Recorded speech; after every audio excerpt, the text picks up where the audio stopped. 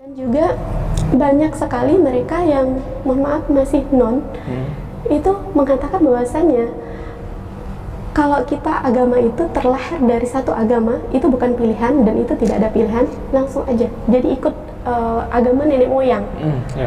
Ikut agama nenek moyang, jadi itu bukan pilihan kata mereka, dan tidak ada pilihan. Kalau lahir, iya, tidak ada pilihan. Tapi kalau agama, sebenarnya itu pilihan. Kita bisa memilih, kita bisa sekolah di sini atau sekolah di sini. Kita boleh memilih, ya kan? Kita mau pasangan ini atau pasangan yang ini, kita bisa memilih. Tapi kenapa tidak dengan agama? Kalau itu baik, kenapa kita tidak memilih? Nah, banyak sekali juga mereka yang udah ada pilihan mau memilih tapi takut. Takut untuk memilih Islam. Takutnya pertama, tekanan dari keluarga, takut dihujat, takut dibenci, takut diusir, takut dimaki, dan lain sebagainya. Nah, jadi itu yang saya mau, ibaratnya tuh nggak usah ada rasa takut. Allah itu maha kaya, maha besar. Allah pasti nolong kita. Pasti. Seperti itu. Alhamdulillah ya, luar biasa. Saya dapat ilmu juga jadi. Masya Allah, tabarakallah. Iya, rasanya dengar ceramah aja saya jadi. Subhanallah. Alhamdulillah. Bismillah. Jadi untuk perjalanan saya mencari Tuhan, apa sih motivasi saya mencari Tuhan gitu ya? Selain tadi ketenangan hati. Kalau saya melihat kehidupan di luar sana gitu kan, itu banyak sekali yang tidak baik-baik saja. Banyak sekali yang tidak baik-baik saja. Banyak mereka itu, mohon maaf gitu, ada yang udah paham agama, tapi mereka tidak seperti apa yang kita lihat. Mungkin emasnya juga melihat itu, ya kan? Nah, jadi di situ waktu saya di Buddha, saya sembahyang Buddha setiap pagi, terus saya ke vihara dan lain sebagainya. Saya merasa begini, wah, kok sembahyangnya gini ya? Mohon maaf ya, mohon maaf sekali. Jadi, kok sembahyangnya begini? Ini tidak benar. Apalagi kita memberikan ada hidangan dan lain sebagainya. Diberikan hidangan, terus setelah hidangan itu selesai, kita yang makan. Katanya buat obat dan lain sebagainya. Ini tidak benar, saya bilang gitu kan. Jadi saya coba cari untuk ulama-ulamanya lah, kalau kita di Muslim ya. Saya cari ulama-ulamanya. Di situ mereka tidak semua bisa menjawab pertanyaan saya. Saya sudah tidak ingat ya pertanyaan saya seperti apa persisnya, tapi banyak sekali pertanyaan saya itu yang mereka tidak bisa jawab. Waduh, saya bilang gitu. Kalau kita kan ranahnya benar nih ya, kayak nabi-nabi di Adam dan lain sebagainya, sampailah ke Nabi Muhammad. Kita ranahnya benar tuh kan. Nah, jadi saya tanya sama mereka, ini siapa, ini siapa. Saya kan udah baca tuh. Jadi siapa? Saya tanya ulamanya aja nggak bisa jawab saya, gitu kan. Waduh, ini nggak bener nih kayak gini gitu. Tapi saya masih sembahyang kubur dan lain sebagainya. Dan habis pulang dari sembahyang kubur, itu makanan kami makan lagi. Tapi sekarang jangan suruh saya makan. Mohon maaf nih saya. Itu siapa tadi yang makan di kuburan? Siap. Nah, jadi di situ habis itu, wah ini nggak benar ini. Dapat tawaran dari teman bahwasanya, ayo kita ikut kegiatan ini yuk, gitu kan? Ikut kegiatan ini. Jadi di situ dapat ajakan dari teman, ayo Rini, ini bagus loh Rini, kayak gini gitu kan, dijelasin semuanya. Jadi, oh ya, iya. Jadi saya coba untuk mempelajari dan lain sebagainya sampai saya ikut pelayanan. Nah, kemarin waktu itu saya ikut juga namanya. Nah, jadi saya ikut di situ 1.800 orang peserta yang ikut waktu itu. Banyak juga ya? Banyak sekali. Jadi di situ saya berdiri di depan patung. Jadi berdiri di depan patung, saya menghadap. Terus, wah ini tidak benar nih. Kenapa patung yang saya sembah? Kenapa ini patung yang saya sembah? Gitu kan?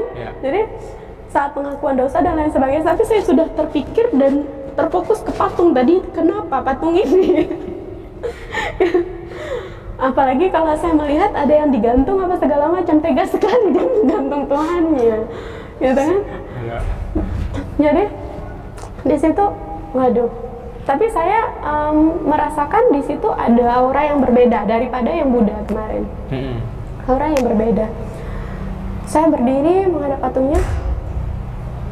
Ya Tuhan, kalau memang Kau Tuhan, tunjukkan kepadaku bagaimana caranya sebenar-benarnya saya mengabdi kepadamu. Tunjukkan sebenar-benarnya sebagaimana saya melayanimu. Kalau memang Kau Tuhan. Tapi kalau bukan Engkau Tuhan, tunjukkan saya. Tuhan yang mana yang sebenarnya pantas untuk saya sembah. Saya katakan seperti itu. Dan setelah itu, kita berdoa bersama, bayangkan itu 1.800 orang, tidak sedikit. Jadi suara itu kan seperti apa gitu kan. Hening sekali saat berdoa, lampu dimatikan, hanya ada lilin dan lain sebagainya. Jadi di situ saya nggak tahu, lisan saya itu lancar sekali berzikir Allahu Akbar itu. Oh, langsung zikir ya? Zikir. Masya Allah. Langsung berzikir Allahu Akbar. Dan sampai memuncak sekali itu. Mereka kan makin lama makin dahsyat tuh kan suaranya kan.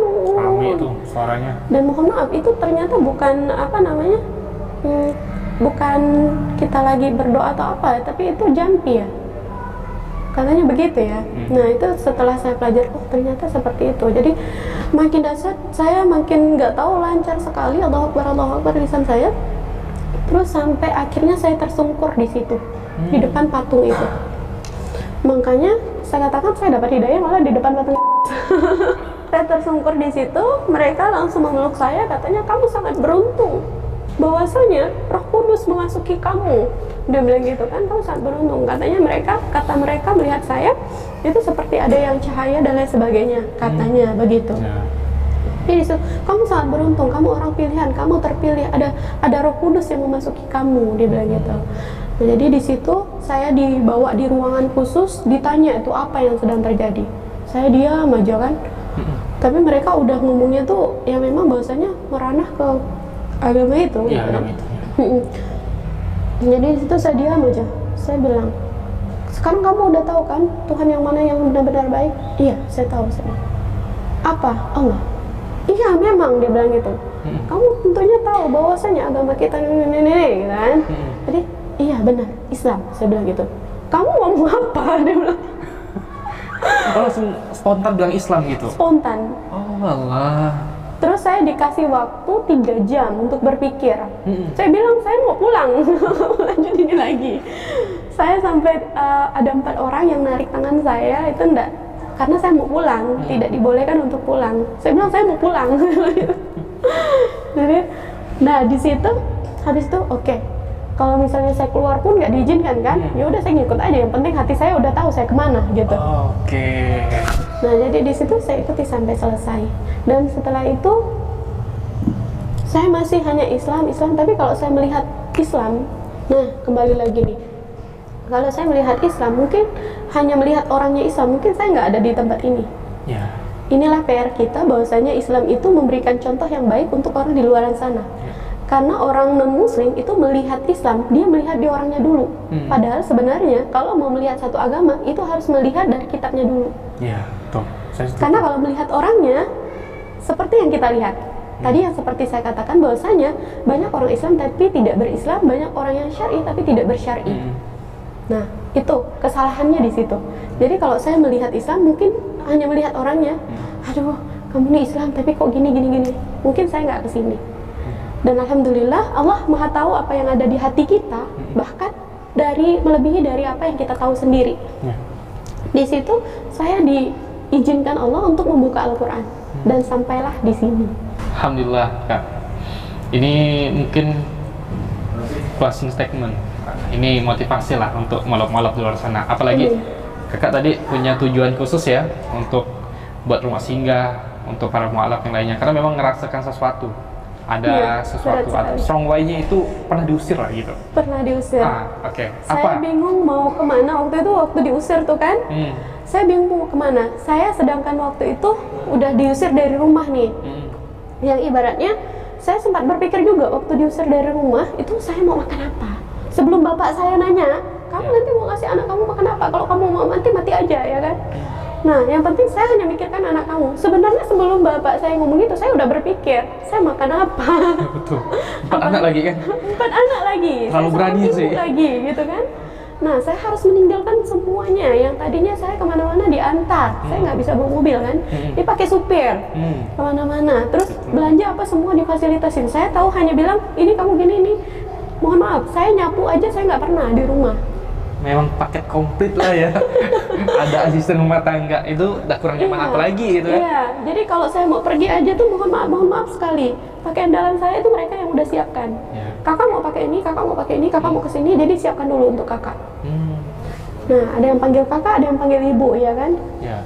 Jadi sebelum bapak saya khawatir dengan kehidupan saya sebenarnya udah mengkhawatirkan itu dulu.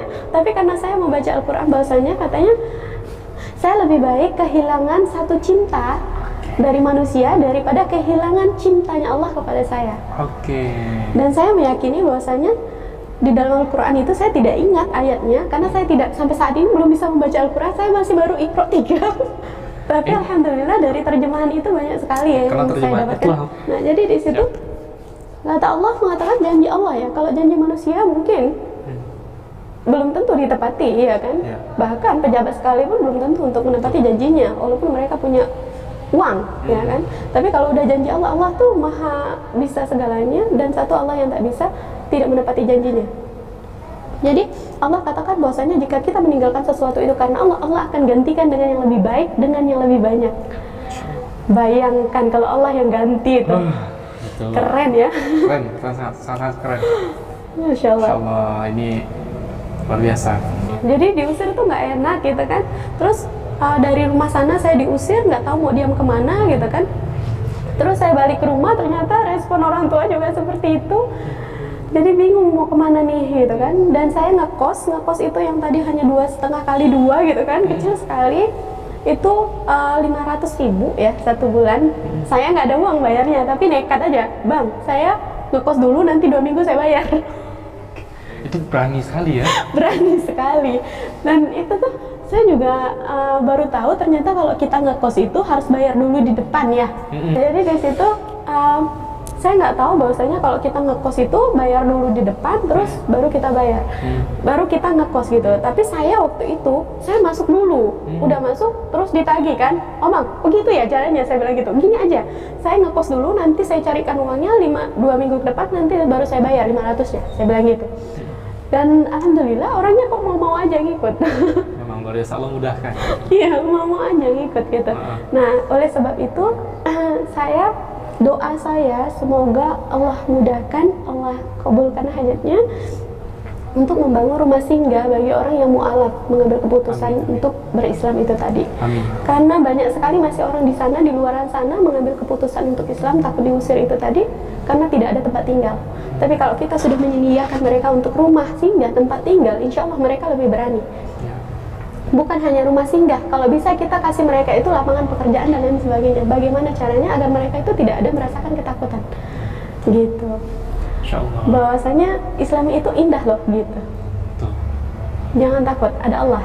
Ada Allah.